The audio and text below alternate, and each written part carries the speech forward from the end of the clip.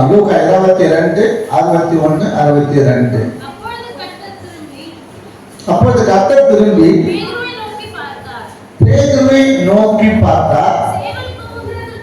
சேவக்குழுவதற்கு முன்னே நீர் என்னை 3 தரம் மறுதலிப்பாய் என்று கர்த்தர் தன்னிடத்தில் சொன்ன வசனத்தை உடனே பேதுரு நினைவு கூர்ந்து வெளியே போய் மனம் கசந்து அழுதான்.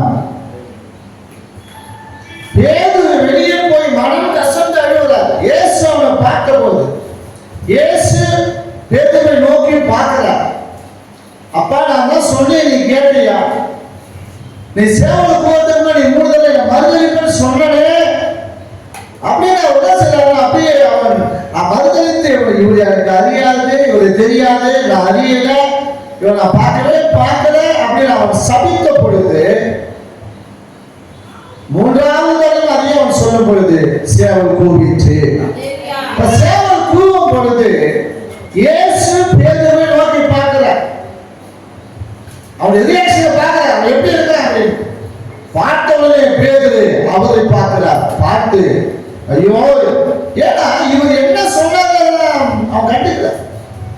நீங்க தேவனுடைய பிள்ளையை நான் சபையில என்ன சொல்றோம், என்ன பிரசங்கம் பண்றோம், என்ன வார்த்தை கொண்டு வரோம், யாருக்கு கொண்டு வராங்க, எவ்வளோ கொண்டு வராங்க, எதுக்கோ கொண்டு வராங்க, யாருக்கோ நமக்கு இல்லப்பா அப்படியே நம்ம சபையில உட்கார்ந்து. அல்லேலூயா. ஏற்பாட்டு வேலை எப்படி மழை பெஞ்சா இதமா இருக்கும், அது போல பேசாம உட்கார்ந்து ஜெபம் பண்ணது கிடையாது. வீட்டுல இருந்து வர ஜெபம் பண்ணிட்டு வரக்கூடாது, சபைக்கு வர ஜெபம் பண்ணிட்டு வர கிடையாது. ஆண்டவரே பேசுங்க அப்பா, ஊழியக்காரன மாத்த பேசுங்க, அவர் சொல்ற வார்த்தைகளுக்கு ஆண்டவரே நன்மையா இருக்கணும். நல்லா கறி எடுக்கிறது, மீன் எடுக்கிறது, நல்லா சமைக்கிறது, நல்லா சமைச்சு வச்சுட்டு சாப்பிட்டு, நல்லா சூப்பு வச்சு சாப்பிட்டு, நல்லா எதெல்லாம் செய்யணும் செஞ்சு போட்டு நம்ம என்ன சபைக்கு வந்துட்டு இங்க வந்து சரி எப்ப முடிப்பாங்க பாப்பா போயிட்டு அதெல்லாம் சாப்பிட்டு அதே போல உட்காந்துக்கிறோம் சபைக்கு. இவரும் அதே பார்த்தா இவர் சொன்னாரப்பா நீ 3 தடவை என்ன மறுதலிக்க சொன்னாரு. அதை கேட் பண்ணவே இல்லை, அவர் சட்டை பண்ணவே இல்லை, கேட் பண்ணல, சட்டை பண்ணல, அது கண்டிப்பே இல்லை. அவர் ஏதோ சொல்றாரு, பார்ப்போம், நடக்கும்போது பார்ப்போம், நடக்கும்போது பார்ப்போம். நீங்க நிறைய பேர் நம்ம தரிசனம் பார்த்து சொல்றோம், அது சொன்ன உடனே சேர்த்து அவன் எங்களுக்கு தான் சொன்னாரு, என்னன்னு அவங்க பேசுறாரு. இதே போலதான் மோசே கிட்ட அவங்க அக்காவும் அவங்க அண்ணனும் சொன்னாங்க, பேசுவாங்க நீ இத்தனை வருஷமா 40 வருஷம் மீதியா போய் மீதியா போய் கட்டி வந்து விட்ட உங்கள்கிட்ட பேசுற கத்துக்கு என்கிட்ட பேச மாட்டாரா, இவங்க பேச மாட்டாரா அப்படின்னு சொன்னாங்க. சொன்ன மாத்திரத்திலேயே மீதி அவங்களோட குஷ்டம் வந்து போச்சு. மீதான குஷ்டம் வந்து கொடுத்து மனகசத்தை அழுகிறார். மோசே அழுகிறார், ஐயோ என்னுடைய சரீரத்தில் இப்படி ஒரு பார்த்துட்டு ஆயிடுச்சு சகோதரிக்க. அவர் சொல்றாரு, ஏன் அழுகுற, ஏன் அழுகுற, ஏன் அவங்களுக்கு மன கஷ்டம், ஏன் உங்களுக்கு அப்படி பேசுற, ஒன்றும் பேசாம அவன் தப்பு செஞ்சு அவன் பேசணும் தண்டனை அனுப்பிச்சுதான் ஆகணும். பேசுறது தண்டனை என்ன செஞ்சாலும் அனுப்பிச்சுதான் ஆகணும். நீ உன் வேலை நீ பாரு, என் வேலை நான் பார்க்கணும் அப்படின்றாரு. அவன் கொஞ்ச நாளைக்கு போய் என்ன செஞ்சான், பாளையத்துக்கு போனமா தண்ணி விட்டு போய் கட்டி வெளியே போய் கூட்டத்துக்குள்ள இருக்கக்கூடாது, சபை நடுவில் இருக்கக்கூடாது, அடக்கல் படுத்து காட்சி ஓட்டு வெளியே தொட்டு அப்படின்றாரு. யாரும் ஊழியர்கள் கீழே பணி இருந்தா பிள்ளைங்களா இருந்தாங்க, யாரும் மருமகள் இருந்தா மகள் இருந்தா மருமகன் இருந்தாங்க, எனக்கு என்ன, நான் அழைக்கப்பட்ட அழைப்பு எனக்கு. அல்லேலூயா. நான் ஊழியம் செய்ய அழைக்கப்பட்டிருக்கிறேன், பிரசங்கம் பண்ண கத்துல அழைக்கப்பட்ட வேண்டும் வாட்டி கொடுக்கிறது, அது கேட்டா கேளு அப்படி யாராவது கேட்டான். ஊழியர்களுக்கு மட்டும்தான் அந்த இடத்த பாவாது. வேலைங்க மனைவி பிள்ளைங்க எனக்கு என்ன அல்லேலூயா சொல்லுவோமா, கர்த்தருக்கு அதுதான் பாப்பாரு. அப்பா வா நீ என்ன அதுல வேலையை பாரு. அவங்க பேசிட்டாங்களா அவங்க தண்டனை அவங்க பேச ஆகணும். கொஞ்ச நாளைக்கு என்ன செய்தாவ புஸ்தகத்துல எழுதிட்டு போ அப்படின்ட்டாரு. அவன் மன கஷ்டத்தை எப்படி நான் புஸ்தகம் ஆயிடுச்சுன்னா உடனே உள்ள இருக்க கூடாது, வீட்டுல இருக்க கூடாது, சபையில இருக்க கூடாது, என்ன செஞ்சிடணும், வெளியே தொட்டி விட்டுடணும். அதனால யார் இருந்தாலும் கர்த்தர் கர்த்தருக்கு முக்கியம் கிடையாது. யாரும் அப்படின்னு இல்லை. அதுபோல நம்ம சபையில உட்கார்ந்துக்கிட்டு என்ன சொல்றாங்க, எதை சொல்றாங்க, என்ன சொல்றாங்க அப்படின்னு ஏதோ பண்றாங்க அவரு. அல்லேலூயா. நான் ஒரு வல்லமையான தீர்க்கதரிசி தான். கர்த்தர் என்று சொல்லணும்னு அவங்களுக்கு சொல்றேன். நான் பேசப்படுகிற தீர்க்கதரிசி இல்லை. என் வார்த்தை முழுவதும் தீர்க்கதரிசனமான வார்த்தை தான். நான் பேசுறது மொழி பூசிக்காக போடப்படும். மொழி பூசினாலும் ஓடிடுவாங்க, எல்லாரும் போயிடுவாங்க, கொடுக்காத போயிடுவாங்க. நாம என்ன செய்யறது அப்படின்னு காலத்தில் இருந்தது. ஏன்னா அடுத்த அழிப்பு அப்படி அதை விட்டு நம்ம கொஞ்சம் மாறிட்டோம். மாறி என்ன செஞ்சோம், கொஞ்சம் ஆசிரியமா பேசுறோம் போனோம் பாருங்க. அங்கதான் நமக்கு வந்தது பெரிய பிரச்சனை. அங்கதான் நமக்கு என்ன சரியில்லை, அங்கதான் நமக்கு ஏமாற்றம். பார்த்தா ஒன்னொன்னா போகுதுங்க, ஒன்னொன்னா சண்டை விட்டு போயிட்டே இருக்குங்க, ஒன்னொன்னு சண்டை போயிட்டே இருக்கு. காரணம் என்ன? கர்த்தர் செய்யற அடியே தான். கர்த்தர் செய்யறாரு, நம்ம இல்ல. அவர் செஞ்சு சரி பண்ணி கொடுப்போம். அல்லேலூயா. அதனால சபைக்கு வந்தோம்னா கர்த்தருடைய வார்த்தை கவனமா கேட்கணும். கேட்டு மனம் திரும்பணும். யாரும் சொல்ற, அவரு சொல்றாரு, இவரு சொல்றாரு, கடன் பண்ணிக்கிட்டு இருப்பேன். இவரு அவரு தான் பிரசங்கம் பண்றாரு. இன்னைக்கு இந்த வார்த்தை அவருக்கு தான், இந்த வார்த்தை அந்த அம்மாவுக்கு தான், இந்த வார்த்தை இந்த குடும்பத்துக்கு தான், அந்த வார்த்தை அந்த குடும்பத்துக்கு தான். இவர் பேசுறதுல நம்மளுக்கு கிடையாதுடா. யாருக்கே பேசுறாங்களா? நீ பாராட்டுல போய் பதிவு பண்ண இது நடக்குது தெரியும். நீ வாரத்துக்கே ஏறி போனா அங்கே பிடிச்சி தள்ளி விட்டுடுவாரு. அதான் சொல்றாரு. நீ உன் கூட்ட என்ன சொல்ற, கொண்டு போய் உயரத்துல, நீ உயரத்துல மலைக்கு மேல உன் கூட்ட வச்சப்ப அங்க இருந்து என்ன செய்வாங்க, அவங்க கீழே பிடிச்சி தள்ளி விடுவாங்க. நீ ஆறாயிரத்துக்கு ஏறி போனா அங்க இருப்பாங்க, பாராட்டுல பதிவு பண்ண அங்க இருப்பாங்க. எல்லாத்தையும் கர்த்தர் ஊழியர்கள் சொல்லுவார். ஒரு தீர்க்கதரிசியானவருக்கு கர்த்தர் ஒரு ரகசியத்தையும் சொல்லாம விடவே மாட்டார். அதனால நான் இப்படிதான் பண்ணணும், இப்படிதான் பண்ணணும் அப்படின்னா போயிட்டு என்ன தெரியுமே, சொல்ல ஒழுங்கா சொல்லிட்டு போவோமே, கேட்கறது ஒழுங்கா கேளுங்க. அல்லேலூயா. நான் உங்களை கடிஞ்சு கொண்டு பேச வரல, நான் கடிஞ்சு கொண்டு சொல்ல வரல. அல்லேலூயா.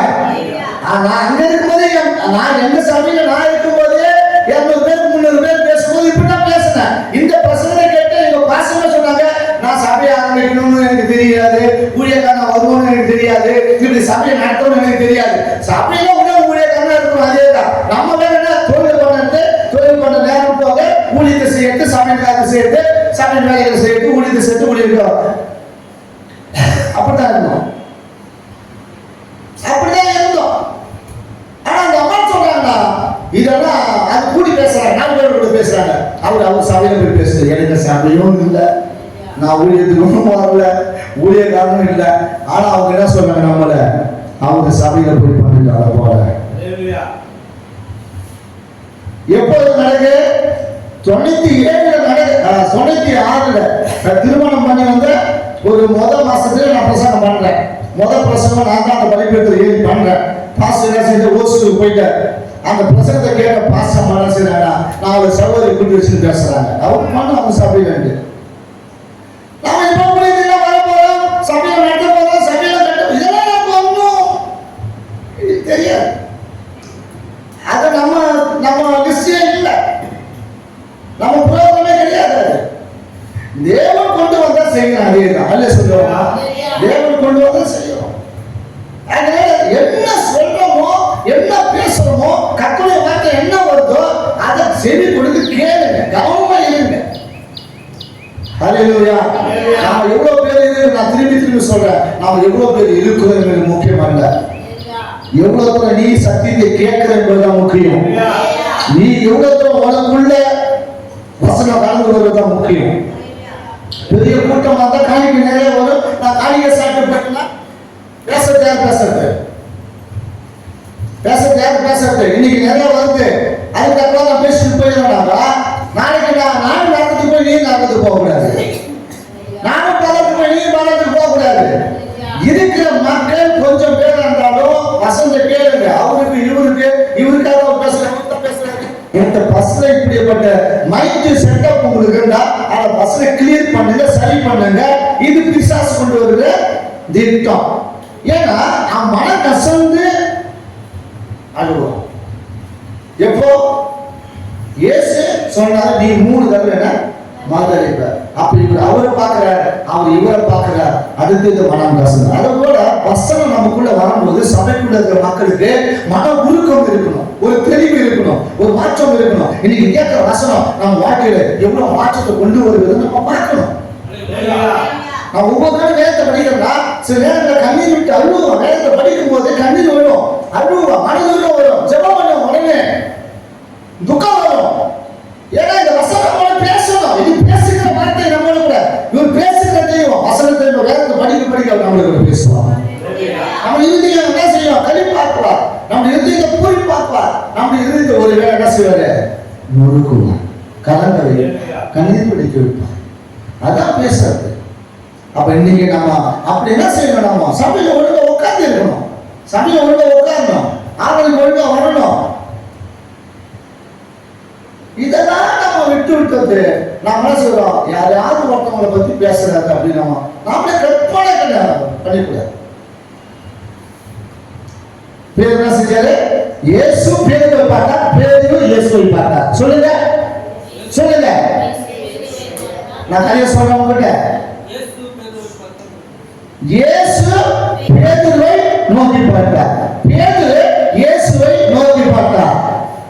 இயேசு உள்ளே கடந்து போய்விட்டார், இவனோ வெளியே போய் மனம் கசந்து அழுகிறான்.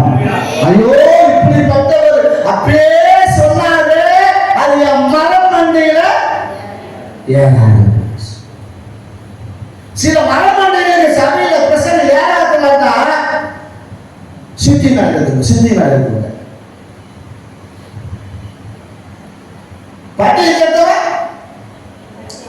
பட்டி கட்ட சாவம், தடியாலே செத்து போயிடும், தடியாலே செத்து போடுவான். ஒருத்தர் சொன்னாரு உன்னை காலில் அடிச்சு சாவடிச்சிடும் அப்படின்னாரு. அவர் செத்து விட்டாரு. அவருடைய சாவு தெரியுமா? என் கண்பட பார்த்த மகா கொடுமையான ஒரு மரணம்.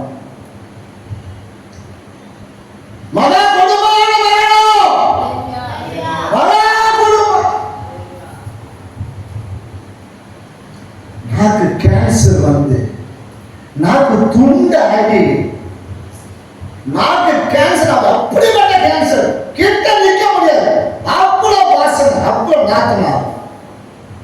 ஏன் நீதிமானே, உன் வாய் தவறி பதறி கூட என்ன சொல்லக்கூடாது, போய் சொல்லக்கூடாது. நன்மை செஞ்சவங்க அவங்க நன்மை செஞ்சு அவங்க கத்த நன்மை பெற்றோம். அவர் நன்மை, அவர் மூலம் பெரிய நன்மை நடந்தது. அவங்களுக்கு ஒரு பெரிய ஆசீர்வாதம் வந்தது. ஒரு சின்ன காலத்துக்காக அவர் பார்த்தோம்னா கால் அடிச்சு சாவடிச்சிருந்தா அப்படின்னாரு. என் அன்பு சகோதரி சகோதரியே, நான் சொல்ற ஒரே ஒரு காரியம், சபையில உட்காந்துக்கிட்டு சத்தியத்தை ஒழுங்கா கடைப்பிடிங்க, கேளுங்க, என்ன வருத்தம் பாருங்க. அப்படிப்பட்ட வார்த்தை வந்தா, அப்பா எனக்கு பேசினார் மனம் கசந்து அழுது அப்பா கிட்ட மன்னிப்பு கேட்டு நீங்க என்ன செய்யுங்க? ஒப்பதவாகி சாமி அந்த இடத்துக்கு இனிமேல் கொண்டு போகாதீங்கப்பா, அந்த சூழ்நிலை கொண்டு போகாதீங்க, கேட்குங்க, மாத்திக்குவார். இயேசு சொன்னதானே என்ன செய்யலாம்? கேளுங்க. ரூட்டு வேற போகுது, ரூட்டு நீ எங்க ரூட் அடிச்சுக்கோ, காலையில மூச்சு கொண்டு வச்சு கொடுக்குறாண்டவர். ஆமா, ஒரு நாள் வரும், காலம் வரும், சூழ்நிலை வரும். நாங்களும் ஆடாத ஆட்டல பாடாத பாட்டல எல்லாத்தையும் ஆடி பார்த்துட்டு மைக்கு பூசி உட்காந்துட்டு பேச வைக்கிறான். பாத்ரூமுக்கு ஏரிக்காடிக்கு போனேன். பாத்ரூம் போயிட்டு வரும்போது ஒரு காரியத்தை அவருக்கு பேசினார், இனிமேல் நீ பேச்சு குறைச்சிக்கோ அப்படின்னார்.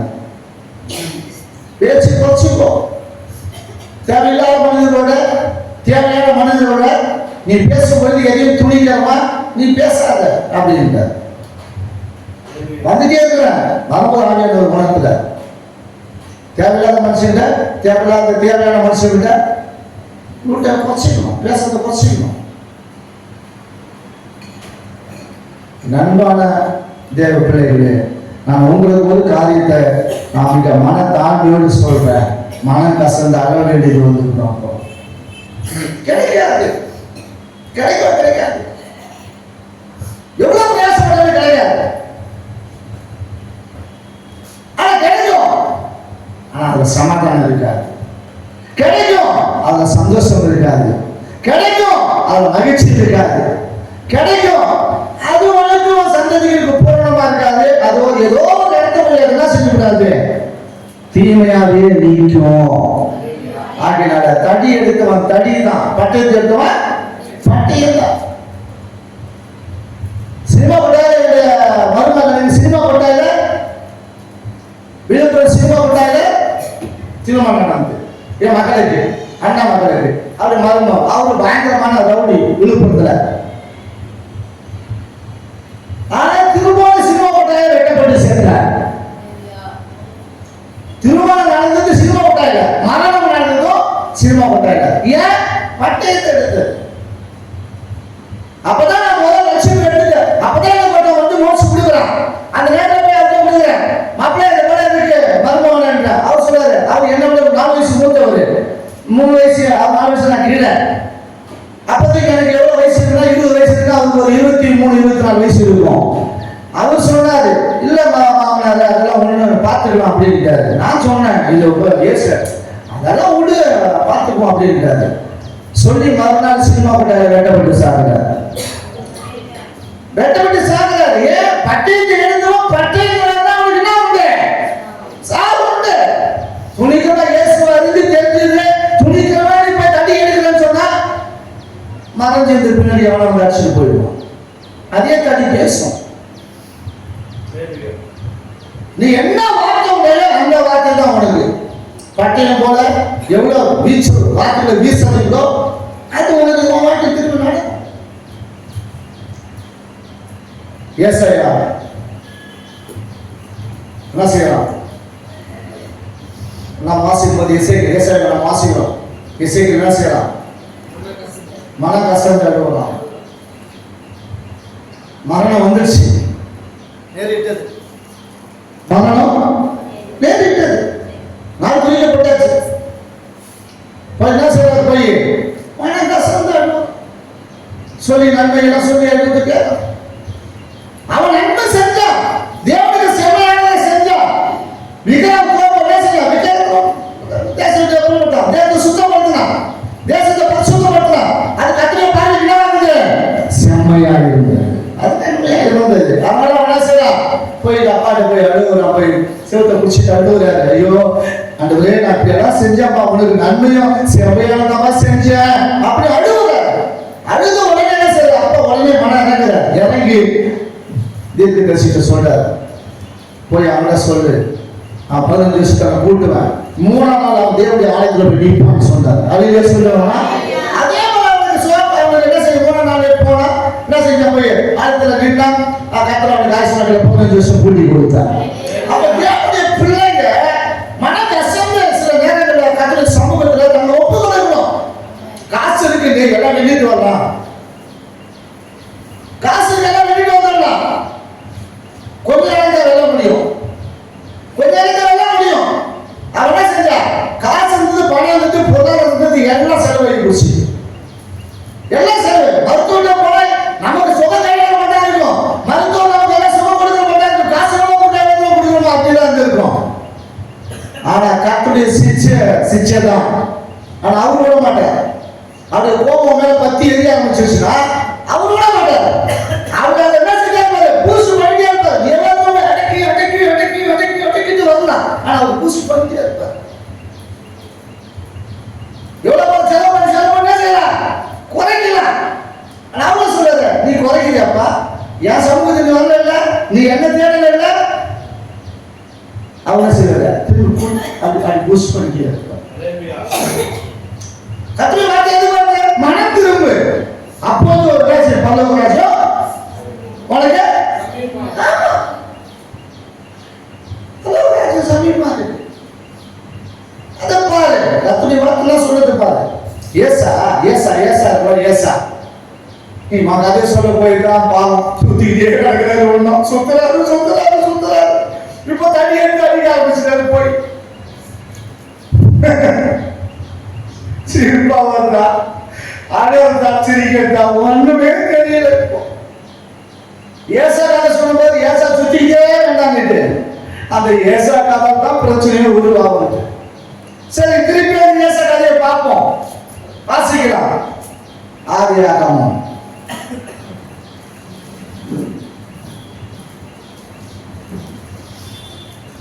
7வது அதிகாரம் 32 35 வசனம் வரையில்.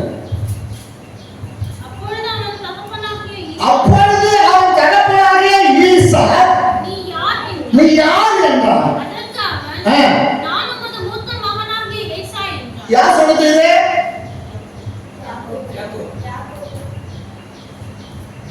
சொன்னா ஏசதான் சொல்றான். ஏன்னா வாங்கிட்டு போயிட்டான். ஆசிரியத்தை செஞ்சாவா அவன் மூத்த மகன் செஞ்சாவன். ஏற்கனவே செஞ்சாவன் யாரும் வாங்கிட்டு போயிட்டான். இப்ப மெய்யான இயேசு வராது. பொய்யான இயேசு என்ன செஞ்சாரு? போயிட்டாரு. மெய்யான இயேசு வராது. கேட்டு சொல்றாரு. வாசிக்கலாம். ஐயோ பிரமித்து நடுங்கிறான். அவன் யார்? நீ வரும் முன்னே நான் புசித்து அவனை ஆசீர்வதித்தேனே. ஏதோ ஆசீர்வதித்தப்பா. அவன் ஆசீர்வதிக்கப்பட்டவனா இருப்பா. யாராவது வாங்கி போயிட்டான். அவன் புத்தகம்லாம் சாட்டம்பா. நீ எப்படி விஷயம் எடுத்துன்னு போய் அந்த ஒரு மாற்றம் மாதிரி அதே போல அவன் எடுத்துன்னு வந்துட்டான். நீ எப்படி எவ்வளவு ருசியா சமைச்சு எடுத்துட்டு வந்த கறிகளை அதே போல. ஏன்னா தாய்க்கு தெரியும் இவன் எப்படி எல்லாம் சமைச்சு எடுத்து வருவான்ட்டு, தாக்கு போல கொடுப்பான்ட்டு. ஏசா சமைச்சு யாருக்கு தெரியும்? தாய்க்கு தெரியும். என்னத்தான் சொல்லி பாருங்க. நாளைக்கு ஒரு நேற்று ஒரு கதை பேசுவாங்க, முன்னாள் நேற்று கதை போல இன்னைக்கு ஒரு கதை பேசுவாங்க. யாருக்காக? யாருக்காக? மூத்த மகனுக்காக. நேற்று ஒரு கதை பேசுவாங்க, அதுக்கு முன்னாடி ஒரு கதை பேசிருப்பாங்க, அதுக்காக ஒரு கதை பேசிருப்பாங்க. அப்ப இன்னைக்கு பார்த்தோன்னு ஒரு கதை பேசுவாங்க. அதே போட்டான் எங்கேயும். இவன் என்னன்னா பதார்த்தங்களை செஞ்சு எடுக்கணும். வேட்டையாடி வந்து அது எல்லாமே யாருக்கு தெரியும்? தாய்க்கு தெரியும். அப்படியே ஒரு ஆட்டை பிடிச்சா செஞ்சாங்க. அது அவன் சாட்டம் பாருங்க. அப்படியே அந்த ருசியம் யார் பிறந்தது? ஏசா செஞ்சு வந்து கொடுக்குற போலவே அந்த சாட்டான். இப்ப என்ன சொல்றாரு? அப்ப அவன் யாருப்பா? அவன் ஆசீர்வதிச்சிட்டேன்பா. வாசி அடுத்த வசனம். ஏசா தன் தகப்பனுடைய வார்த்தைகளை கேட்ட உடனே மிகவும் மனம் கசந்து உரைத்த சத்தமா அலறி. அவன் சொல்றா மிகவும் மனம் கசந்து உரைத்த சத்தம் விட்டு அலறி தன் தகப்பனை நோக்கி, என் தகப்பனே, என் தகப்பனே, என்னை ஆசீர்வதியோன்னு கேட்கிறான். என்ன? அதற்கு அப்பா என்ன சொல்றாரு? உன் சகோதரன் தந்திரமாய் வந்து உன்னுடைய ஆசீர்வாதத்தெல்லாம் பெற்றுக் கொண்டான் என்றான். அதே நீங்க எபிரேயர் 12வது அதிகாரம் 16வது வசனம் வச்சா அந்த பகுதி கிடைக்கும் பாருங்க. எபிரேயர் 12வது அதிகாரம் 16வது வசனம். ஒருவனும் வேசிக்கல்லனாகவும் ஒருவேளை போதனதுக்காக சிரேஷ்ட புத்திர பாகத்தை விற்று போட்டான். இராதபடிக்கு எச்சரிக்கையா இரு. 17வது வசனம். ஏனென்றால் பிற்பாடு அவன் ஆசீர்வாதத்தை சுதந்திரித்துக் கொள்ள விரும்பியும் ஆகாதவன் என்று தள்ளப்பட்டதை அறிவீர்கள். அவன் கண்ணீர் விட்டு கவலையோடு தெரியும் மனமாறுதலை காணாமலே போயிட்டான். கண்ணீர் விடுறான், அழுகுறான், கத்துறான், கூவுறான், குதிக்கிறான். அங்கே இங்கே என்ன செய்றான்? அழுப்பாறான். பலி கொடுத்த கரடி போல என்ன செய்றான்? பலி கொடுத்த குட்டிய பலி கொடுத்த கரடி போல என்ன செய்றான்? அங்கே இங்கே என்ன செய்றான்? அடிச்சு பார்க்கறான், அழுகுறான். ஆனால் அவங்கனால ஒரு மனமாறுதலும் இல்லை. இன்னைக்கு நிறைய தேவ பிள்ளைங்க அப்படிதான். என்ன வச்சு ஒரு வசனம் ஒண்ணு இருக்கு, என்னது மறுபடியும் சங்கீதத்துல ஒரு இடத்துல இருக்குன்னு நினைக்கிறேன். வினோதமா பாம்பாட்டி, வினோதமா என்னது மகுடத்தை ஊதினாலும் அதுக்கு என்ன செய்யலாம், அதுக்கு அது கேட்காது, அது செவிட்ட விதியம். எவ்வளவு வினோதமா அவன் ஊதினா கூட அந்த இதுக்குதான் அசைவ தவிர அவன் சொன்னது என்னது கேட்காது. ஏன்னா அதுக்கு காது கேட்காது, காது இல்லை. அது ஊர்ந்து போய் நம்ம நண்டு போட்டு வளர்த்து அதனுடைய அதுமை கண்டுதான் அவைகளை எல்லாம் வந்து சீறி நீக்கிறது. அதுபோல நம்ம எவ்வளவுதான் நம்ம என்ன செய்ய மனமாறுதல் கிடையாது. பார்த்துக்கலாம் ஊர பார்த்துக்கலாம் எந்த ஒரு பிள்ளைங்க, எந்த ஒரு தாய், எந்த ஒரு தகவன் தன் பிள்ளைகள் என்கரேஜ் பண்றாங்களோ அவங்கள சாவடிக்கிறாங்கன்னு அர்த்தம். என்ன செய்யறாங்க? என்கரேஜ் பண்ண பார்த்துக்கலாம், ஒழுங்கா பார்த்துக்கலாம். தாய் தகவன் பிள்ளைய சாவடிக்கிறாங்க. ஹல்லேலூயா. கர்த்தருடைய வார்த்தை வந்தா படிச்சு வந்தா அடுத்தது நம்ம மன கசந்து நம்மள ஒப்பு கொடுக்கணும் கர்த்தருடைய சமூகத்தில். அதுதான் அப்பாடா இல்லப்பா அவன் வாங்கி போயிட்டாப்பா, அவன் வஞ்சகமா வந்தாப்பா, அவன் ஏமாத்தி எப்படியே போயிட்டாப்பா, நான் என்னப்பா செய்யறது? ஒரு அலட்சியம்.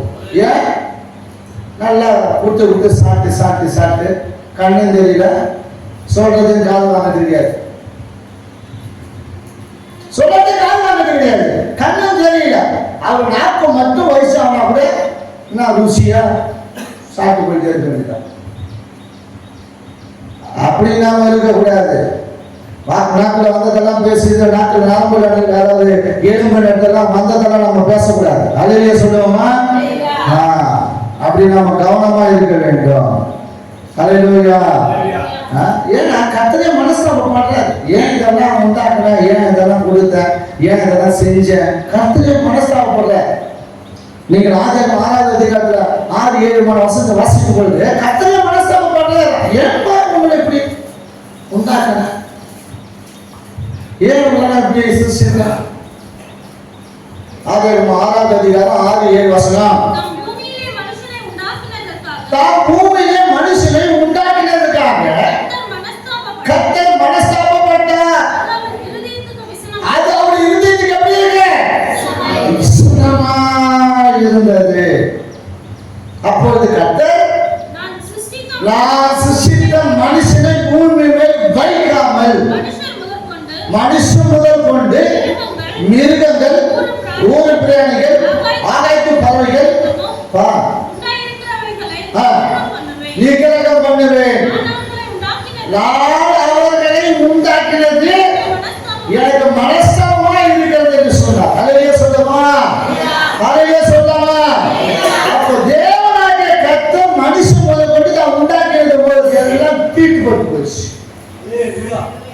தீட்டு போட்டுச்சு, கெட்டு போச்சுங்க, வழி விலகி போயிட்டாங்க. ஏதோ கர்த்தரை சொல்ல கேட்கல.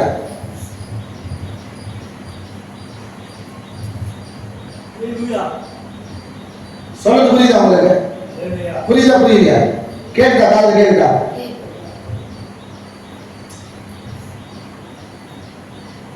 கேட்கணுங்க, கையை தூக்குங்க. நீங்க அதிலேயே சொன்னதான் சொல்லுவீங்க. கேட்குதா? ஓகே சரி. கர்த்தர் சொல்றவங்களை ஆசீர்வதிப்பார். என்ன செய்யணும்? கேட்கணும்.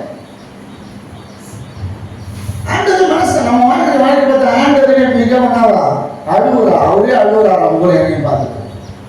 ஏன்னா வழிகளுக்கு போயிட்டா அவருடைய இதயத்துக்கு மிகுந்த வேதனை இருக்கு. அதை கண்டு மிகுந்த துக்கப்படுற, மிகுந்த வேதனைப்படுற, கண்ணீர் வடிகிற கவலை, பயங்கரமான கவலை மனுஷனை குறித்து தேவனுக்கு. ஆண்டவர் அழ விடலாமா? ஆண்டவர் துக்கப்பட விடலாமா? ஆண்டவர் வேதனைப்பட விடலாமா? ஆண்டவர் கோபப்பட்டு விடலாமா? என்ன பேச மாட்டீங்க? என்னவோ அந்த அந்த கோபம் நம்ம மேல திரும்பி ஆகலாம். இப்ப எல்லாத்தையும் என்ன செய்யறாரு? அவர் சிசித்து உண்டு பண்ண எல்லாத்தையும் நிற்கிறார், அழிக்கிறாங்க. நம்மளை தேவன் இங்க அழிக்க கொண்டு வரல. தேவன் அவருடைய ஸ்தலத்துக்கு உங்க என்ன செய்யல சொல்லுங்க. இந்த ஸ்தலத்துக்கு கொண்டு வந்தது என்ன? அழிக்க இல்ல, என்ன ஆசீர்வதிக்க, என்ன ஆசீர்வதிக்க, என்ன ஆசீர்வதிக்க, என் பொண்டாட்டி பிள்ளைங்க ஆசீர்வதிக்க.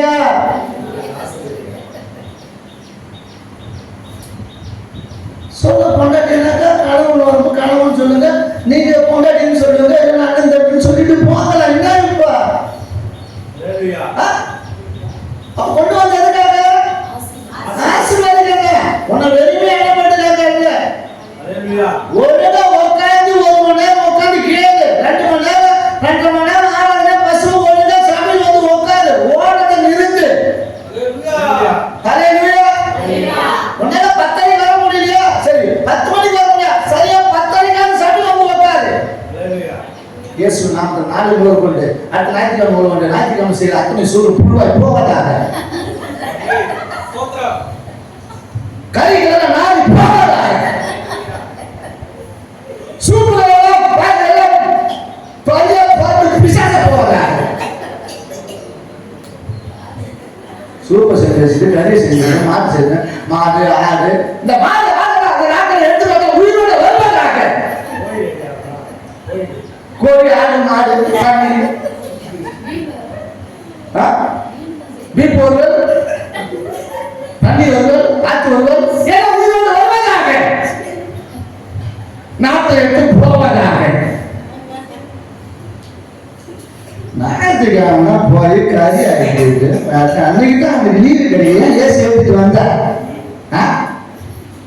உனக்கு ஏசு ஒரு கேட ஞாயிற்றுக்கிழமை,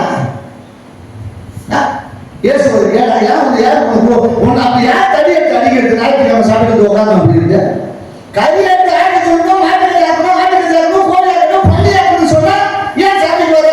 ஏன் உங்களுக்கு ஏற்க உனக்கு ஏசு இருக்கு? அங்கே உள்ள தேவனை போயிடு. இன்னைக்கு ஒரு நாள் அன்னைக்கு ஒரு நாள் தான் தேவன் ஆராதிக்கிறாரு. அதான் பரிசுத்தமான நாள், அது ஓய்வு நாள், அது ஓய்வு இருக்கணும், தேவன் ஆராதிக்கணும். அன்னைக்கு கை செய்யணும், ஆடு செய்யணும், ஆடு எல்லாத்தையும் முன்னாடி அரிசி வச்சு வந்துடும், ஞாயிற்றுக்கிழமை அரிசி வச்சு வந்துடும் எல்லாத்தையும். சாரி சனிக்கிழமை என்ன செய்யணும்? எல்லாத்தையும் அரிசி பிரிச்சு வச்சுட்டு வந்துடணும். சனிக்கிழமை பிரிச்சு வச்சுக்கணும். சனிக்கிழமை துணி செத்து ஓடி போ மூக்கால போட்டாங்க. அவங்க என்ன செஞ்சாங்க? கறி கறி கறி கறி சாப்பிட்டாங்க. சாப்பிட்டு எல்லாம் என்ன செஞ்சா? முடிக்கிறதுக்குள்ள என்ன செஞ்சா? செத்தே போனா. 10 பேருக்கு என்ன செஞ்சா? மூக்காலே வந்தது கறி.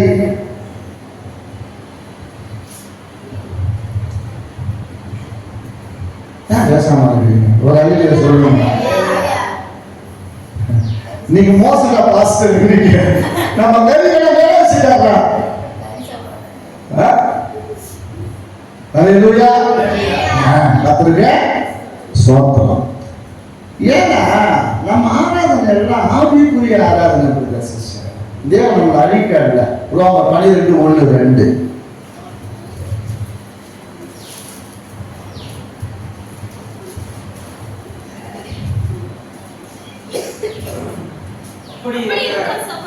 அப்படி இருக்க சகோதரரே,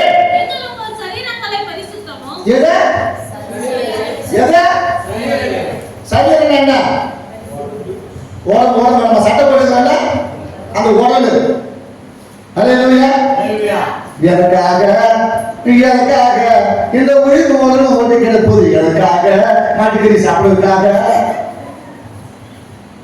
ஹல்லேலூயா. அது அந்த உயிரும் உடலுக்கு மேல ஒண்ணு போடணும்ல சட்டை, அது முன்னாடி பத்தி அதுதான் சரீரம். அப்போ இந்த சரீரம் வந்து எதுக்காக? பரிசுத்தமா தேவனுக்கு பிரியமான ஜீவ பலியாக ஒப்பு கொடுக்கிற கட்டளைக்காக. அன்னைக்கு ஆராதனை நம்மள ஜீவ பலியா என்ன செய்யணும்? ஒப்பு கொடுக்கணும். துடிக்க துடிக்க துடிக்க துடிக்க வெட்டும் போது துடிக்குது பார்த்தீங்களா? அதுதான் ஜீவன். ஹல்லேலூயா சொல்லுவாங்க. கழுத்தை அறுத்து போட்டா அது ஜீவன் போகாது, துடிக்கும். அது போல நம்ம தேவனுக்காக நம்ம என்ன செய்யணும்? ஜீவ பலியா ஒப்பு கொடுக்க தேவனுடைய இரக்கங்களை முன்னிட்டு உங்களை வேண்டிக் கொண்டிருக்கிறேன். இதுதான் நீங்க செய்யத்தக்க புத்தி உள்ள ஆராதனை. இதுதான் புத்தி உள்ள ஆராதனை.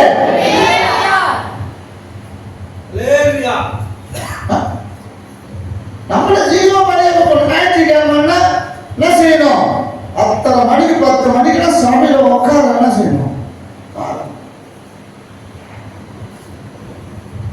சிட்டியில போய் பாருங்க. சிட்டியில ஒண்ணு நம்ம தலைமை சபை பார்த்தீங்கன்னா ஒரு நாளைக்கு போய் நம்ம தலைமை சபையில உட்காந்து வெளியிட்டு பாருங்களா, அந்த மக்கள் லேட்டா வந்திருக்குன்னா அப்படி பயந்து அடிச்சு சமையல போய் முடியும் வேற வேற வேகமா முடியும். சமாதானம் ஆரம்பிச்சு முடியாம உட்காருங்க மக்கள். இன்னைக்கும் அப்படி இருக்குங்க. சிட்டிலே அப்படி இருக்கிறாங்க மக்கள்.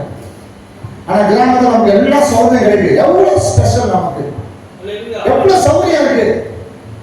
அதே ஞாயிற்றுக்கிழமை தான் ஒரு நாள் லீவு. அப்ப அவங்களுக்கெல்லாம் லீவு இல்லையா? அவங்களுக்கெல்லாம் ஞாயிற்றுக்கிழமை தெரியலையா? ஏன் பயம் இல்ல, பக்தி இல்ல. நாம செய்யற ஆராதனை என்ன கிடையாது? புத்தி உள்ள ஆராதனை இல்ல. அடுத்தது என்ன சொல்றாரு பாத்தீங்கன்னா, இங்கதான் வேஷம் போடுறது. இங்க ஒரு வேஷம், அங்க ஒரு வேஷம். இன்னைக்கு பார்த்தா இந்த பாஸ்டருக்கு வேறே இல்லடா, நம்ம குடும்பத்தையே பார்த்தீங்கன்னா பேசிட்டே இருக்கிறாங்க. ஆமா, அவங்க வீட்டுல தாயை போட்டு தாரா போட்டு நாங்க என் மனைவி போட்டு நடக்கும் போது என்ன நடக்குது, பாவுல என்ன நடக்குது, பாவுல என்ன நடக்குது, பாவுல என்ன நடக்குது அப்படின்னு ஜாரா போட்டு படுத்துக்கிட்டு நாங்க வேலை பிடிச்சி பார்த்துருக்கோம் போது சொல்றது பாஸ்டர் நமக்கு தாண்டா பேசினாருடா, எப்படி தாண்டா இங்க நடக்குதெல்லாம் பாஸ்டர் தெரியலடா. இங்க மட்டும் இல்ல, உங்களை சொல்லல, எங்க சபையில நடந்ததை சொல்றேன். நீங்க யாரும் அப்படி சொல்ல மாட்டீங்கன்னு நான் நினைக்கிறேன். அது எங்க சபை 300 பேர் இருப்பாங்க. அங்க நீங்க 10 பேர் பாவம், 20 பேர் இருக்கிறீங்க, 30 பேர் இருக்கிறீங்க, மிஞ்சி பணம் ஒரு 50 பேர் இருப்பீங்க. திருவந்த அன்னைக்கு அதேதான். உங்களும் தங்கமான பிள்ளைங்க, நீங்க நல்ல பிள்ளைங்க, நீங்களும் அப்படி யாரும் சொல்ல மாட்டீங்க. அறிவு சொல்லுவாங்க. எங்க சபையில இருந்து அப்ப நான் பண்ண பிரச்சனை நான் சொல்றேன், எங்க மக்கள் சொல்றத நான் சொல்றேன். அந்த மக்கள் அறிவு சொல்லுவாங்க. அப்போ நீங்க இந்த பிரபஞ்சத்திற்கு தெரியாமல் தேவனுடைய நன்மை, பிரியம், பரிபூர்ணமான சித்தம். என்னது எதுன்னு சொன்னது? நன்மை, பிரியம், பரிபூர்ணமான சித்தம். பரிபூர்ண சித்தம். இது நம்ம வாழ்க்கையில் நம்ம என்ன செய்யணும்? செயல்படுத்த விடணும். அதை நம்ம பகுத்தறியும். இவைகள் எல்லாம் இன்னதென்று பகுத்தறியத்தக்க மனம் புதிதாகணும். மனசு சரியில்லை, உள்ள சரியில்லை, மண்டை சரியில்லை. மண்டை சரியில்லை, மூளை சரியில்லை. மூளை ஆபரேஷன் பண்ணணும், இல்ல சலவையாக்கி விட்டுரும். மூளை சலவையாக்கி விட்டுரும். ஒண்ணு மூளை தலைக்கிலேயே வேலை செய்யணும், இல்ல மூளை சலவை பேசாம ஆபரேஷன் பண்ணணும். அல்லேலூயா. வேற எனக்கு அழகா சொல்றாரு, உங்களுக்கு நன்மை, தேவனுடைய நன்மை, பிரியம், பரிபூரணம், சித்தம் இன்னதென்று பகுத்தறியத்தக்க உங்கள் மனம் புதிதாகனாலே மறுரூபமாகணும். அல்லையா சொல்லுவாங்க? மறுரூபம். ஏன்னா இயேசு வரப்போகிறாரு. அப்போ நம்ம என்ன செய்ய போகிறோம்? நம்ம என்ன செய்ய போகிறோம்? மீண்டும் ஆண்டு வரப்போறாரு. மருத்துவ உயிரோடு இருந்துட்டு போறாங்க. உயிரோடு இருக்கிறவங்க என்ன செய்ய ஒரு வழியில மறுரூபமாக்க போறோம். அதுக்காக தான் நான் சொல்லிட்டு நமக்கு என்ன கிடையாது, மரணமே கிடையாது, சாவே இல்லை. அதுக்கு நாம என்ன செய்யணும்? ஆயத்தப்படுத்தி நம்மளை தகுதிப்படுத்தணும், நம்மளை தயார்படுத்தணும், நம்மளை ஆயத்தப்படுத்திக்கணும். உங்களுக்கு யாராவது இருதயத்தில் இடிக்குதா? நான் சொல்றது உங்க மனசுல இடிக்குதா? இல்ல உங்களுக்கு ஏதாவது நீங்க படுத்தா பாஸ்டர் நீங்க தப்பா இன்னைக்கு என்ன தெரியல பாஸ்டர், ரொம்ப பசி மயக்கத்துல காசு இல்லாத மயக்கத்துல ஏதாவது பேசுறாங்க, ஏதாவது நினைக்கிறீங்களா? சட்டி தானே பேசுறேன், சட்டி தானே சொல்றேன். அல்லே சொல்லுவாங்க. நீங்க உங்களை உட்கார்ந்து பார்த்தா ஏதோ நான் தப்பா பசங்க பண்ற போல இருக்கு.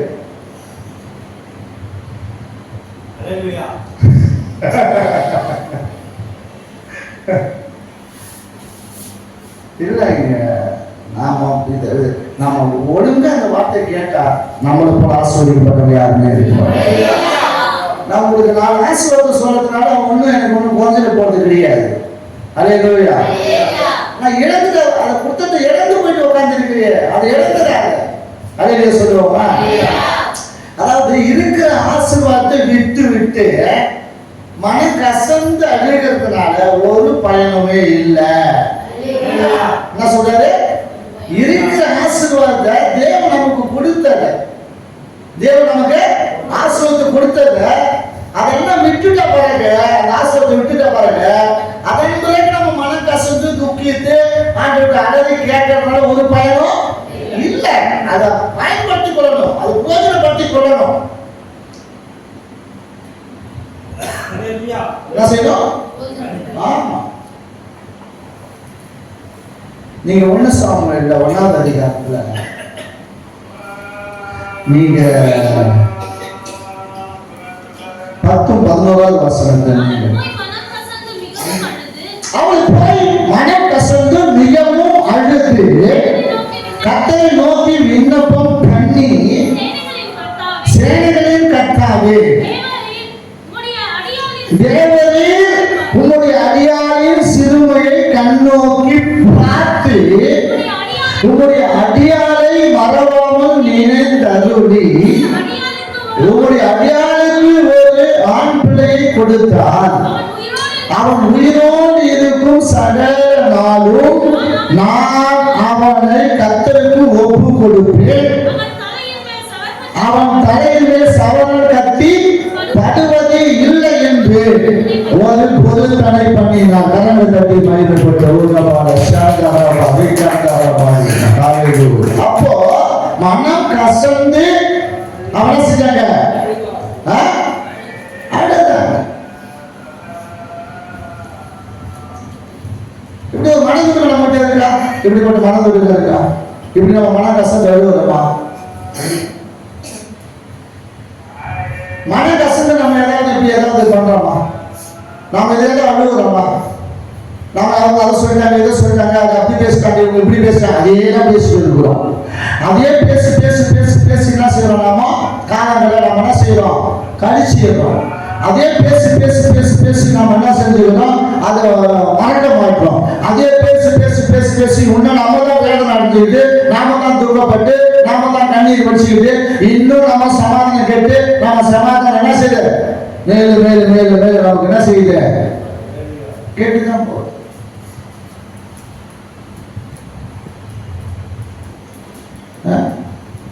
மன கசந்து வெந்து நொந்து நூடா போறீங்களா? உங்கள் சீரரை நோவடிக்கும் நேரத்தில் மனம் கசந்து வெந்து நொந்து நூடா போறீங்களா? உங்களை சீரர் நோவடிக்கும் நேரத்துல நீங்க இன்னும் அதிகமா சமாதானத்தை இழந்து போகிறீங்களா? நீங்க என்ன செய்ய? மனம் கசந்து கர்த்தருடைய சமூகத்துல நில்லுங்க. அதுதான் 1 சாமுவேல் 1ஆவது அதிகாரம் 10-11 மீண்டும் வாசிக்கிறார். அழுது பண்ணி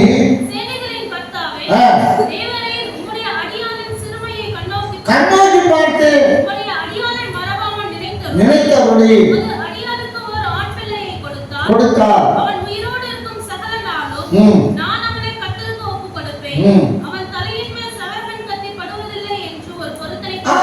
ஒரு பொருத்தனை பண்ண சவரங்கத்தை நான் போதுப்பா, நீ ஒரு ஆண் பிள்ளை கொடுங்க. அப்ப அவங்க சொல்றாங்கன்னா, தேவரீர் உங்களுடைய அடியாரின் சிறுமையை கண்ணோக்கி பார்த்து.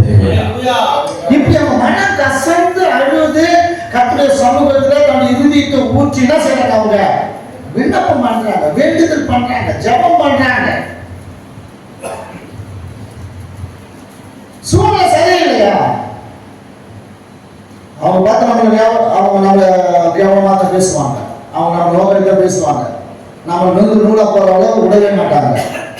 சில நேரத்தில் நான் கூட நினைப்போம், ஐயோ எல்லாம் டவுன் ஆயிடுச்சுப்பா, என்னப்பா நடக்கு? நமக்காக கர்த்தர் ஒண்ணு வச்சிருப்பா, எவனுக்கு கிடைக்குதோ இல்லையோ. ஒரே ஒரு மாசம் மட்டும்தான் எனக்கு பிசினஸ் டவுனா இருக்கும், ஒரே ஒரு மாசம் மட்டும்தான். ஜூன் மாதம் மட்டும்தான் எனக்கு டவுனாக இருக்கும். ஆனால் எங்களை போல சுற்றி 10 கம்பெனி இருக்கும். எல்லா கம்பெனிலும் மார்ச் மாதம் முடிச்சுட்டா ஏப்ரல் வரையில் ஒரு மாதிரியாக இருக்கும். மே ஜூன் ஜூலை ஆகஸ்ட் வரையில், மே ஜூன் ஜூலை ஆகஸ்ட் 4 மாதம் எல்லா கம்பெனி சும்மா உட்காந்துருப்போம். வேலை கான்ட்ராக்ட் எடுத்தவனா அவங்களுக்கு சம்பளம் கொடுக்காம முடிச்சுட்டு இருப்பான். அதனால என்ன செய்வான், வந்தால் வேலை அனுப்பிச்சு விட்டுருவான். அதுவே சொல்லுவோமா, அப்படி கிருபையினால எங்களுக்கு எல்லா நாளிலும் முத வருஷத்துல மட்டும்தான் 1 மாதம் எனக்கு அப்படி இருந்தது. மீதி அடுத்த மாதத்துக்கு பிறகு நான் ஊழியத்துக்கு வந்துட்டேன். ஆனால் அதை எங்களுக்கு அந்த 1 வருஷம் வரையில வேலை இல்லாத நாட்களே கிடையாது. என் கம்பெனியில் மட்டும் எல்லாரும் 10 பேருக்கு வேலை கொடுத்துட்டே தான் இருப்போம். எனக்கு ஓனர் விட மாட்டார், எங்கேயாவது போய் பிடிச்சி வேலை பிடிச்சி வந்துடுவார். எல்லாரும் கத்துரை பிள்ளைகளை கத்த கைவிட மாட்டாரு. பேசட்டும், சொல்லட்டும், தூத்திரம் தீதி போயிட்டே இருக்கும். ஒருவேளை நமக்கு டவுன் கூட இருக்கலாம், கத்த நம்மளை கைவிட மாட்டாரு. ஆனா நம்ம அப்பாவை நோக்கிப்பா யார் பார்க்கணும்? ஆமா, அவர்கிட்ட மன கசந்து நாம கண்ணீர் விட்டு கேட்கும் பொழுது எல்லா காரியத்தையும் மாறுதலாய் மாற பண்ணுவார். அதான் அவங்க சொல்றாங்க, தேவரீர் உம்முடைய அடியாரின் சிறுமையை கண்ணோக்கி பார்த்து அப்படின்றாங்க. அவரை கண்ணோக்கி பார்க்கிறது தேவன். மன கசந்து அழுது நீங்க ஜெபம் பண்ணுங்க, கர்த்தர் உங்களை கண்ணோக்கி பார்ப்பார். அல்லேலூயா, அல்லேலூயா. ஏன்னா தாவீதுடைய குடும்பத்தார் மேலும் இஸ்ரவேலின் குடிகள் மேலும் கிருபையின் ஆவி விண்ணப்பத்தின் ஆவி என்ன செய்ய சொல்றாரு, ஊற்றுவார். சகரியா 12வது அதிகாரம் 10வது வசனம் அதான் சொல்லப்பட்டிருக்கு. என்ன சொல்றாரு, தாவீது குடும்பத்தார் மேலும் இஸ்ரவேல் குடிகள் மேலும் கிருபையின் ஆவியும் விண்ணப்பத்தின் ஆவியும் ஊற்றுமே. அப்ப கேட்கணும், ஆண்டவரே இப்படிப்பட்ட ஒரு ஆவி எனக்குள்ள தாங்கப்பா, இப்படி ஒரு விண்ணப்பத்தை எங்க மேல ஊற்றுங்கப்பா, இப்படிப்பட்ட ஒரு கிருபை நான் ஊற்றுங்க, விண்ணப்பத்தை நான் ஊற்றுங்க செய்யலாமா கேட்கணும். அப்படி கேட்கும் பொழுது நான் பிரியமான நிலைமையில அவருடைய ஆவி அளவில்லாத ஊற்றுவார். அதுதான் தேவனுடைய அளவில்லாத காரியமாக இருக்கிறது. ஏசாயா 54 6 7 வாசம்.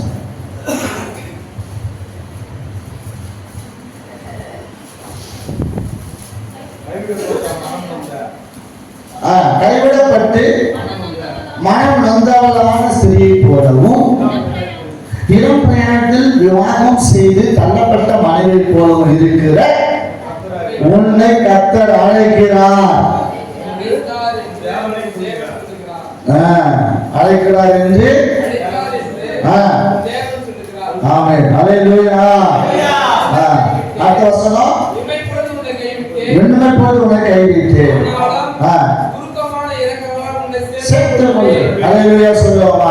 அப்போ கைவிடப்பட்டு மனம் வந்தவளான ஸ்திரியை போலவும் இளம் பிரயாணத்தில் விவாகம் செய்து தள்ளப்பட்ட மனைவி போல இருக்கிற உன்னை கர்த்தர் அழைத்தார் என்று இன்மை பொழுது உன்னை கைவிட்டு ஆனாலும் உருக்கமான இறக்கிறார். என்ன செய்யறாரு? ஆமா, அவர் சேர்த்துக் கொள்ளுவார். இன்மை பொழுதுதான், ஒரு சில வினாடி தான் அவர் சேர்த்துக் கொள்ளுகிறார். அவர் கைவிடப்பட்ட போல இருக்கலாம். ஆனால் இம்மன் பொழுது என்ன செய்வார்? அவரு கைவிட்டாலும் உருக்கமான இறக்கங்களால் என்ன செய்கிறார்? அவரு நம்மளை சேர்த்துக் கொள்ளுகிறார். ஒருவேளை நீ கைவிடப்பட்டு மரணம் வந்தவளை போல இருக்கலாம், நீ தள்ளப்பட்டவளை போல இருக்கலாம். கர்த்தர் உன்னை அழைக்கிற தேவன். எந்த சூழ்நிலை உன்னை பேர் சொல்லி கர்த்தர் அழைப்பார். நீ மனம் வந்தவளை போல, கைவிடப்பட்ட போல, தள்ளப்பட்ட போல ஒருவேளை என்ன செஞ்சிடலாம், நீ என்ன பண்ணலாம், கர்த்தர் உன்னை பேர் சொல்லி அழகா கூப்பிட்டுவார். எந்த இடத்துல மனம் நொந்து கிடக்கிறாயோ, எந்த தள்ளப்பட்டு கிடக்கிறாயோ, எந்த இடத்துல கைவிடப்பட்டு இருக்கிறாயோ அந்த இடத்துல இருந்து கர்த்தர் உன்னை தூக்கி எடுப்பார். அவர் அழகா யாக்கோபு சொல்றாரு, யாக்கோபு சொல்றாரு, அவன் தனிமையா என்ன செய்யறான், ஓடுறான், தனிமையா ஓடுறான். இல்லாம இடம் இல்லை, மரண இருள் பள்ளத்தாக்கு நதிகள் உலகிற பொருளாத குழிகள் இருக்கிற இடத்துல போய் என்ன செய்யறான், அவன் தனியா அவன் உட்காந்துட்டு ஒரு கல் மேல என்ன செய்யறான், தலை வச்சு போயிட்டான். கர்த்தர் அவனோட பேசினான், அவனுக்கு தரிசனமான அவனோட பேசினான். அவன் எழுந்திருச்சான், ஒரு கோத்திர பண்ணான். ஆண்டவரே இவரிடத்துல என்ன செய்ய, நான் போறேன், எனக்கு என்ன உடையும் ஆகாரம் தந்து திரும்பி கொண்டு வருகிறானா, இந்த இடத்துல என்ன செய்வேன், பூனாக்கு இதுக்கு அபிஷேகம் பண்ணுவேன் அப்படின்னு சொல்லிட்டு போயிட்டே இருக்கான். கர்த்தர் அவனை நடத்தினா, அவனை கைவிடவில்லை. சொல்லாரு, நான் இன்னும் என்ன செய்வேன், உன்னை கைவிட மாட்டேன்னு சொல்லி இப்போ அவன் ஆசீர்வதித்து என்ன செய்வேன், உன்னை நான் கைவிட மாட்டேன்னு சொன்னாரு. அப்படி தேவன் நம்மளை ஆசீர்வதித்து கைவிடாதபடிக்கு நீ எவ்வளவு இல்லாத ஸ்தலம் நடக்கலாம், மரண குழியில நடக்கலாம், மரண பழத்தாக்க நடக்கலாம், மரணம் இருக்கலாம், ஒரு வேலைத்தோடு இருக்கலாம், வியாதியோடு இருக்கலாம், கண்ணீரோடு இருக்கலாம், கர்த்தர் உன்னை கைவிட மாட்டார். மனம் கைவிடப்பட்டு மனம் வந்தவர்கள் போல இருக்கிற தள்ளப்பட்டவர்கள் இருக்கிற உங்களை இந்த நேரத்தில் உங்களை நேசிக்கிறார், உங்களை அழைக்கிறார், உங்களுக்கு கர்த்தர் அன்பு கூறுகிறார். அவர் நோக்கி பாருங்க. அவங்களுடைய ஒரு நாள் பேசுகிற எண்பது பொழுதுதான் ஒரு சில பின்னாடி தான் அவர் கைவிட்ட போல இருக்கும். ஆனால் அவர் நம்ம என்ன செய்ய உடனே சேர்த்துக் கொள்வார், அணைத்துக் கொள்வார். அவர் நேசிக்கிற ஆண்டவர், அவர் நம்ம பாசமுள்ள ஆண்டவர், நமக்கு அன்பு கூறுகிற தேவன். அல்லேலூயா. அப்படிப்பட்ட ஆண்டவரை நீங்க போய் பாருங்க. கர்த்தர் பொய் சொல்லுகிறவரும் அல்ல, அவர் மனமாறுகிற மனிதரும் அல்ல. கைவிடப்பட்ட போல மனநந்தவர்களை போல இருக்கிற, தள்ளப்பட்டவர்களை போல இருக்கிற உன்னை கர்த்தர் சேர்த்துக் கொள்வார். யாரு? கைவிடப்பட்டவர்களை போலவும் மனநந்தவர்களை போலவும் தள்ளப்பட்டவர்களை போலவும் இருக்கிற உங்களை என்னையும் கர்த்தர் என்ன செய்வார்? சேர்த்துக் கொள்வார். பொய் சொல்லுகிற அவர் தேவனும் அல்ல, மனம் மாறுகிறவரும் அல்ல. அல்லேலூயா. ஏன்னா என்னாகும் 23 19 22 23 வசனத்தை வாசிக்கின்ற பொழுது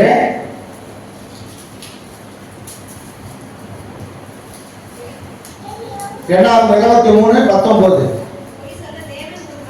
பொய் சொல்ல தேவன் ஒரு மனிதன் அல்ல, மனமாறு ஒரு மனுபுத்திரனும் அல்ல. அவர் சொல்லியும் செய்யாது இருப்பாரா? அவர் வசனத்தையும் நிறைவேற்றாது இருப்பாரா? அவர் உன்னை நேசித்தாருன்னா, உன்னை பார்த்துட்டாருன்னா, உன்னை கைவிடுகிற தேவனால அவர் சொன்னதை பத்தி என்ன செய்வாரு? பொய் சொல்லுவதும் அல்ல, சொன்னதை பத்தி அவர் என்ன செய்வது? செய்யாம அதை நிறைவேற்றாம இருக்கிற தேவன் அல்ல. ஏன்னா பொய் சொல்ல அவர் ஒரு மனிதனும் அல்ல, மனுபுத்திரனும் அல்ல. அல்லேலூயா. அவர் தேவனா இருக்கிறார். ஏன் அப்படின்னு பார்த்தா, நீங்க 22வது வசனம் 23வது வசனம் வாசிக்கும் பொழுது, தேவன் அவர்கள் எகிப்திலிருந்து புறப்பட பண்ணினார், காண்டாமிருகத்துக்கு ஒத்த பலன் அவர்களுக்கு உண்டு. யாக்கோபுக்கு விரோதமான மந்திரம் இல்லை, இஸ்ரவேலுக்கு விரோதமான குறிச்சொல்களும் இல்லை. தேவன் என்னென்ன சொல்கிறார் என்று கொஞ்சம் காலத்திலே யாக்கோபுக்கும் இஸ்ரவேலுக்கும் புரிந்து சொல்லப்படும். அல்லேலூயா சொல்லுவோமா? யாருக்கு? தேவன் என்னென்ன செய்தார் என்று கொஞ்ச காலத்தில் யாக்கோபு இஸ்ரவேல் குறித்து சொல்லப்படும். உண்மையாய் தேவனை ஆராதிக்கிற பிள்ளைங்க, தேவனை உண்மையாய் துதிக்கிற பிள்ளைங்க, ஒழுங்காய் உண்மையா ஆராதனைக்கு கலந்துக்கிற சபைக்கு வர பிள்ளைங்க, ஆராதனை காத்துக்கூட பிள்ளைங்க, துதிக்கிறவங்க, ஜெபிக்கிறவங்க, குடும்பங்கள்ல இந்த சூனியம் மந்திரம் எல்லாம் என்ன செய்யுது? வேலை செய்யவே செய்யாது. பிசாசம் வராது. தேவன் அதை அனுமதிக்க மாட்டார். எந்த நேரம் பிசாஸ் ஒத்து எந்த நேரம் சாப்பிட ஒத்து எந்த நேரம் சூனியம் கட்டு ஒத்து மந்திரம் இயேசு வார்த்தை இல்லையா உங்க வீட்டுல? அப்போ உங்க வீட்டுல இயேசு வார்த்தை எந்த நேரமும் பிசாச பத்தி பயன்படுத்தி இருக்கிறீங்களா? நீங்க தான் பிசாச பத்தியே சொல்லிட்டு இருக்கிறீங்க, பிசாச பத்தியே மேம்படுத்துறீங்க, பிசாச பத்தியே சொல்லிட்டு இருக்கிறீங்க, சாத்தானுக்கே முக்கியத்துவம் கொடுக்குறீங்க, சாத்தானுக்கே முதல். அவன் சொல்றான், இவன் செய்யற தப்பெல்லாம் செஞ்சுட்டு ஆண்டுட்டு போய் சொல்றான், அவன் செய்யற தப்பெல்லாம் செஞ்சுட்டு உன்னை ஏற்றுக்கிட்ட ஒரு பிக்சர் வந்து பார்த்தேன். ஒரு பிக்சர் இயேசுநாதர் வந்து அந்தாண்ட நிற்கிறார், பிசாசு நிற்கிறான். அவர் கையில் ஆணை அடிக்கப்பட்டு இருக்கு, அந்த தோலை இருக்கு, ஆணை அடிக்கப்பட்ட தோலை இருக்கு. அப்போ அவர் அவங்கள காட்டுறாரு. அதான் அவன் சொல்றான், என்ன சொல்றான்? உங்க ஜனங்க எல்லாம் உன்னை ஏற்றுக்கிட்டு ஜனங்கள் உன் கையை காட்டுறீங்க, இயேசுநாதர் சரிதான். ஆனா உங்க ஜனங்கள்லாம் என்ன செய்யறாங்க? தப்பு மேல தப்பு பண்ணிட்டு, பாவத்து மேல பாவத்து பண்ணிட்டு, அடுத்தது யார சொல்றாங்க? என்னதான் குற்றப்படுத்துறாங்க, என்னதான் குறை சொல்றாங்க. ஐயோ இந்த பிசாசு இப்படி பாவம் செய்ய பண்ணிட்டானே அப்படின்ட்டு. நான் பாவம் செய்ய பண்ணல. ஒன்று என்ன சொல்லப்பட்டிருக்கு? வேற ஒரு சத்தியத்தை அறிகிற அறிவை அடைந்த பின்பு மனப்பூர்வமாய் பாவம் செய்வதாக இருந்தால் அவனுக்காக வேறு ஒரு படி செலுத்துவது இல்லை. நீங்க சொன்னீங்கல்ல, இந்த வசனத்தை அவங்க கடைபிடிக்கிறாங்க. வேற படி கிடையாது, ஒரு படி ஆயிட்டீங்க. ஆனா அவன் திரும்பி திரும்பி எங்க நினைக்கிறான்? வாசிங்க எபிரேயர் 10வது அதிகாரத்துல 26வது வசனம் நினைக்கிறேன். ஆசைங்க அவங்க கதை சொல்றான். என்ன கதை அப்படின்னா இந்த கதை தான். இப்போ அவனுக்காக நீங்க என்ன செஞ்சீங்க? பலியானீங்க, வேற பலி கட்டிங்க. அது ஆனா என்ன செய்ய, எல்லாம் தப்பையும் பண்ணலாம், எல்லாம் பாவத்தையும் திருப்பி செஞ்சிடலாம். எல்லாத்தையும் செஞ்சுட்டு நான் சூனியம் வச்சேன்றான், நான் மந்திரம் வச்சேன்னு சொல்றான், நான் செய்தி நெய்ய விட்டேன்னு சொல்றான், நான் பாவம் செய்ய சொல்றேன், நான் விபச்சாரம் பண்ண சொல்றேன்னு சொல்றேன். எல்லாத்தையும் உங்க ஆளுங்க செஞ்சு போட்டு வாசிங்க. சத்தியத்தை அறிவை அடைந்த பின்பு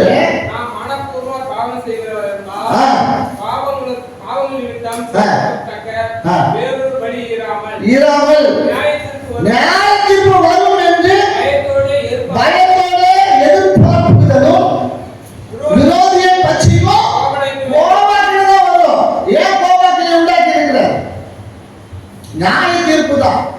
இனி நீ நம்ம பாவத்துக்கு ஒரு பலி கிடையாது. திரும்பி சாமி பலி வரப்போகுது. அவர் வரப்போகுது, நியாய தீர்ப்பு வரப்போகுது. அவர் பட்டத்தை எடுத்துக்கிட்டு வெள்ளை குதிரையின் மேல அவர் ஏறி வருகிறார். பட்டத்தை எடுத்து பிடித்துக் கொண்டு என்னது தூதர்களோடும் எக்கால சத்தத்தோடும் பிரதான என்னது பரிசுத்தவான்களோடு வந்து கொண்டிருக்கிறார். அல்லேலூயா சொல்லுவோமா? அப்ப நம்ம எதிர்கொண்டு போகிறோம். அதுக்காக நம்ம இருக்கிறோம். அப்படிப்பட்ட தேவனுடைய பிள்ளைங்க யாரும் சொல்லாது சாத்தானிலே பழி போறோம். சாத்தானியே மேம்படுத்துறது, சாத்தானியே சொல்லியே இருக்கு. என் உள்ள சோனி இருக்கு, என் உள்ள மந்திரம் இருக்கு, என் உள்ள பிசாசு இருக்கு, என் உள்ள ஏ விட்டு அல்லையா சொல்லுவோமா? அப்படி ஆராதிக்கிற நீ ஜெபம் ஒழுங்கா ஜெபம் பண்ணா, ஒழுங்கா தேவன் ஆராய்ச்சினா, ஒழுங்கா சபைக்கு வந்தனா, ஒழுங்கா உபவாசம் வந்துருந்தா, ஒழுங்கா தேவனை துதிக்க ஆரம்பிச்சா, ஒழுங்கா தேவனை துதிக்கிறவன், ஜெபிக்கிறவன், வேத வாசிக்கிறவன், ஒழுங்கா ஆராய்ச்சி போட்டா பிசாசு வராது, சாத்தம் வராது. வாவுல துதி இருந்தா, வாவுல ஜெபம் இருந்தா, வாவுல நல்ல ஒரு ஆராதனை பாடி கத்து பாடி துதிச்சா ஏன் அந்த பிசாசு வருது? பிசாசு ஆட்ட நிற்கணும். வீட்டில் வந்து பிசாசு ஆட்ட நிற்கணும். அதே சொல்லுவோமா? அப்ப பிசாசு வரதுனால நீ சரியில்லை. எல்லாத்தையும் பிசாசே சொல்லிட்டு இருக்கிற சூழ்நிலை வந்து சூழ்நிலை வந்து சிவன் வந்து இன்னைக்கு நான் சொல்றேன், உனக்கு விரோதமான மந்திரமும் இல்லை, குறி சொல்றதும் இல்லை. அதே சொல்லுவோமா? இது அவர் சொன்ன சத்தியம், இது பொய் அல்ல. இந்த பொய் சொல்லுகிறவரும் அல்ல, அவர் சொன்னதை பத்தி மனஸ்தாபப்படுகிறவரும் அல்ல சொல்லுவாங்க. அப்போ அவர் ஒரு மனு புத்தகனும் அல்ல. அல்லேலூயா. பொய் சொன்ன தேவன் ஒரு மனுஷன் மனமாவது மனு புத்தகனும் அல்ல. அதுதான் சொல்ற. அப்பா இஸ்ரவேல் யாக்கோபுக்கு விரோதமான மந்திரம் இல்ல, இஸ்ரவேல் விரோதமான குறி சொல்றது இல்ல. அப்புறம் ஏன் மந்திரம்? ஏன் மந்திரம்? எல்லாம் நம்ம வீட்டுல முட்டை இதெல்லாம் ஏன் வருது? அல்ல சொல்லுவாமா? அதே பத்தி நம்ம பெருமையை பேசுறது, அதே பத்தி உயர்த்தி பேசுறது, அதே பத்தி சிந்திச்சுட்டு, அதே பத்தி யோசிக்கிறது. தேவனுக்கு முதல்ல என்ன கொடுங்க.